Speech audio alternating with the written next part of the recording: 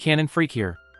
Today, I will make sense of a parody, show, and dream film called Finally. Spoilers ahead. Look out and fare thee well. The Lake family dwells as one at their home by the ocean. There's the consistently bustling mother, Mary, the consistently dynamic dad, James, the enchanting yet inattentive uncle, Desmond, the off-kilter child, Tim, and the unique little girl, Catherine or Pat Cat. Consistently, they have another year's Eve get-together with loved ones. At the current year's celebration, Tim explores through the group feeling abnormal and hauled around by his companion, Jay. During the commencement to the new year, a young lady he's been hitting the dance floor with, Polly, inclines for a kiss, yet he shakes her hand all things considered, leaving her disheartened. The next day, Tim awakens, overpowered with humiliation and a horrendous headache. He's called into his dad's review. James, his dad, then informs Tim that he's regarding to impart to him a mysterious that he's never informed anybody. As per James, the men naturally introduced to their family, including Tim, can turn back the clock, yet it's restricted to their own lifetime. They can't go to a past they didn't incite or a spot they won't ever be to. To do this, they should go to a dim spot like a huge cabinet and consider the spot and time where they need to be, and they'll end up there. Obviously, Tim thinks this is a joke. He shakes his head at his dad, feeling that he's testing his sanity. To demonstrate that it isn't accurate, Tim goes inside the wardrobe and thinks about the New Year's Eve party the previous evening.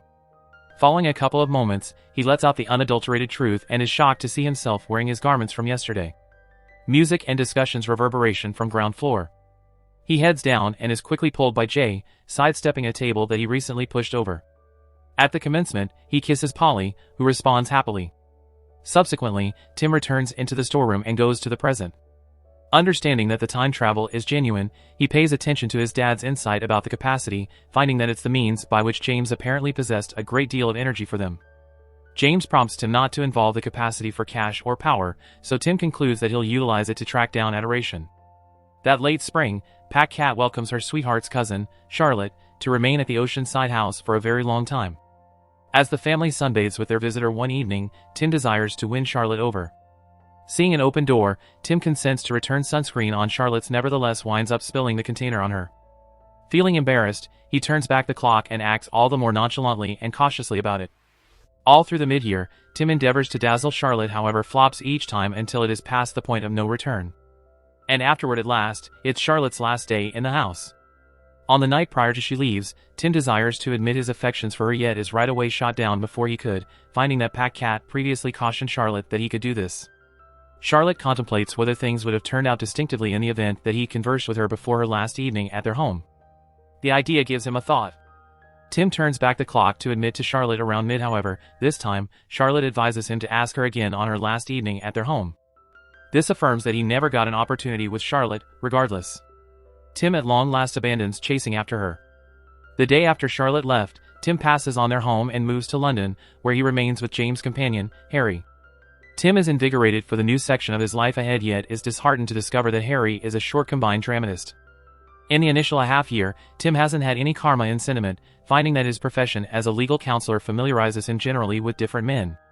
His karma turns when one evening, Jay takes him to Don Lenoir, the eatery where the visitors eat in complete murkiness. Here, they are situated close to a lady named Mary and her companion, Joanna. In the murkiness, Tim and Mary get to know one another and live it up. After supper, Tim and Jay at last meet the young ladies eye to eye. Tim is shocked after seeing Mary, and it's really clear that flashes have flown as the couple look at one another. She gives him her telephone number prior to heading out in different directions. Tim strolls back home with a skirt in his step, just to be invited by Harry's enraged snarl. The launch of his play was destroyed by the lead entertainer failing to remember his lines. Needing to improve things, Tim travels once again into the past and joins Harry in the theater not long prior to premiere night. He moves toward the lead entertainer, Tom, and persuades him to rehearse his lines. This works, however at that point another entertainer fails to remember his lines, all things being equal. Tim travels once more into the past once more and helps him out. The play ends up being a triumph. In any case, when Tim checks his telephone, he understands that Mary's number is no longer there. His movements in time had deleted his wonderful night with Mary. Feeling distressed, Tim joins a blissful Harry for breakfast the following day. Harry shares the paper where Tim tracks down a promotion for a Kate Greenery show in the city. Recalling that Mary loves Kate Greenery, he spends the week at the show, wanting to run into her. Following an entire week, Mary at long last strolls in, and Tim anxiously moves toward her. Notwithstanding, their cooperation doesn't go without a hitch, and he discovers that Mary presently has a sweetheart named Rupert. Tim discovers that Mary met Rupert at Joanna's party. He learns the subtleties of the party and travels once again into the past to prevent it from working out. Tim shows up at Joanna's loft and persuades Mary to leave the party with him before Rupert shows up. Mary is somewhat reluctant, yet she feels an attractive power pulling her towards him.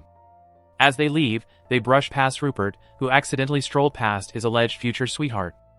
In the interim, the two have a beautiful supper where they get to know one another much more. Tim winds up strolling Mary home, and she welcomes him dependent upon her condo. The environment turns hot, and they take the date to the room. Yet, after gracelessly stumbling over Mary's shoes and experiencing issues unclipping her bra, Tim encounters an abnormal first sexual experience with Mary. He chooses to travel once again into the past, and this time, he skirts Mary's shoes and rapidly disrobes her. This time everything works out in a good way, yet Tim realizes he can improve. After Tim's various endeavors, the couple goes through the ideal first evening of enthusiasm. Throughout the next months, their relationship proceeds to sprout, and the couple ultimately moves in together. While at the theater with a colleague named Rory, Tim experiences Charlotte, yet the discussion rapidly turns off-kilter. He attempts a subsequent time, yet it turns out poorly once more. For the third endeavor, he chooses not to move toward her, and on second thought, Charlotte spots him and starts the discussion. Charlotte welcomes him to supper, where she specifies her second thoughts about turning him down previously. Charlotte requests that he walk her to her loft and entices him to go inside with her, however Tim denies. Having the option to turn down his most memorable love assists Tim with acknowledging how profoundly he adored Mary. He runs back home and awakens her to propose to her. It winds up not generally so heartfelt as he expected, so he tries again later. The subsequent time, she says okay. That late spring, Tim brings Mary back home to meet his folks. Mary and her mom get along, and Tim invests quality energy with his dad. Shockingly, Unit Cat is likewise home subsequent to making some terrible memories in London. The Lake family rushes in happiness upon the declaration of Tim and Mary's wedding and Mary's pregnancy. Their wedding function is loaded up with sentiment and giggling, despite the fact that it raged during the service and the wedding after party. The tent is torn and unceremoniously passed up the breeze, thus everybody is compelled to seek shelter in the house. Tim travels once again into the past and switches his best man when Rory, Harry, and Jay mess up their discourses until at last, he picks his dad. Months after the fact, Mary brings forth their little girl, Posy. Tim is hypnotized at the experience of bringing up a kid, both for its valuable minutes and the troubles. They move into another house, and soon, it's Posy's most memorable birthday. Every one of the visitors show up, including Harry and Rory, however Pat Cat is late to the party. The doorbell rings, and Tim responds to it, however rather than Unit Cat, it's her irksome beau, Jimmy. He and Unit Cat contended before that day, which finished with Pat Cat driving without anyone else. Pat Cat had been drinking before that day, driving her to crash her vehicle en route to Tim's home. Expecting to save her, Tim travels once again into the past and gets her from her home, all things considered. Yet, this doesn't take care of the issue. Pat Cat keeps a drinking issue coming from her despondent relationship with Jimmy. Tim converses with his sister, wanting to contact her. At the point when it doesn't work, he requires Unit Cat back an investment during the New Year's Eve party where she met Jimmy. Yet, rather than playing with Jimmy, she delivers her repressed annoyance on him and punches him in spite of him not recalling her in this course of events. The kin return to the present, and right away, Pat Cat understands her affections for Jay. This time, she dates Jay, all things being equal, and their relationship ends up being superior to she had with Jimmy. Having saved his sister's life and joy, Tim returns to home base, however finds that he has a child rather than his little girl, Posy. The unexpected acknowledgement makes his heart sinks. Right away, he goes into a pantry and goes to the past when his child was destined to converse with James. James affirms that any change he makes before his kid is conceived is probably going to bring about an alternate youngster being considered. Assuming he wishes to keep Posy, he can change nothing that occurred before she was conceived. Unfit to acknowledge losing the girl he knew, Tim returns again so as to fix the progressions he made to Unit Cat's life and permits her auto crash to occur. With Pat Cat in the medical clinic, Tim and Mary stay close by until she recuperates. Their help drives Pat Cat to settle on completely changing herself to improve things. Recollecting the other course of events when she's content with Jay, Tim proposes for Unit Cat to begin seeing him. Getting back from the medical clinic, Tim savors his girl's presence. Their bliss rouses him to have another youngster. In spite of Mary's fights from the get-go, they consider their child 2 years after the fact. One night, Tim assists Mary with getting ready to meet her organization's top-of-the-line writer, yet they unintentionally leave Posy first floor, where she annihilates the original copy from Mary's office. Tim needs to utilize time travel to fix it, however their night is intruded on by a call from his mom, declaring that James has been determined to have terminal malignant growth. Tim, Mary, and Una Cat visit the oceanside house where Tim converses with his dad. Their time travel can't fix his disease without taking a chance with Tim and Una Cat's births. Eventually, time travel can't fix all that life tosses at them. James gives Tim what he considers is an undeniably more significant example for their capacity. The first is to carry on with life as regularly as could be expected, with every one of the ordinary strains and stresses. Furthermore, after he experiences the day once interestingly, he ought to return and remember snapshots of his life while focusing on how sweet the world can be. Tim heeds his guidance and tracks down joy in both the unremarkable and the extraordinary minutes in his day-to-day existence. Nonetheless, there are still days that he doesn't wish to remember, for example, the day his dad kicked the bucket. Not prepared to bid farewell, Tim turns back the clock to visit his dad while he's still healthy. After James' demise, Tim is ameliorated that he can in any case visit his dad back in time at whatever point he misses him. At some point, notwithstanding, Mary concludes that she needs a third youngster. Tim wavers, knowing that having a third youngster will handicap him from visiting his dad in the future. With much thought, he relinquishes the past and chooses to continue with what's to come.